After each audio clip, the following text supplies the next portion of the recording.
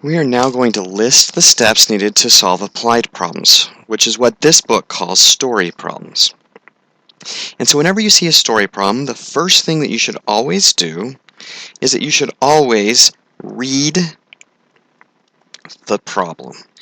And there's a couple of things you're looking for when you read the problem.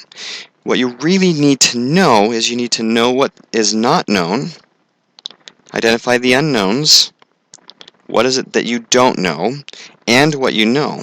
Find the knowns, and you also want to find the question. Because a lot of times I see students on the right track, they're answering a question, they find their variables, they find their unknowns, they get an answer, and they assume that answer is correct, when in fact it's just a step towards getting the right answer.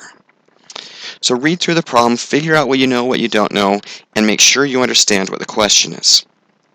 Second, you're going to assign variables. This can be, you can write down a key to keep track. This can just simply be a listing. It can just even be mental. It can just be in your head, and you can use it to mold the model and to know what the different pieces are. But I recommend until you get good at this that you list it out somehow so that you can come back at the end and answer the right question with the right variable. The third thing that we're going to do is we're going to create a model. And we're going to spend some time in the rest of today looking at some different models that get used often. But the entire point is to go from this English problem to a mathematical model.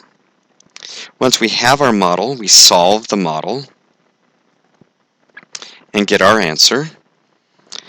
Then we're going to answer the question. And finally, once we've answered the question, making sure we're using the right variable, we're going to check to make sure that that answer actually makes sense. And there's two checks that we're doing. We're checking against the model that we've created, and we're also doing a common sense check. Does this answer actually make sense in the terms of the problem? So if you follow these 6 steps, with a lot of time being spent here learning how to create the models, you'll be able to solve any story problem that you see.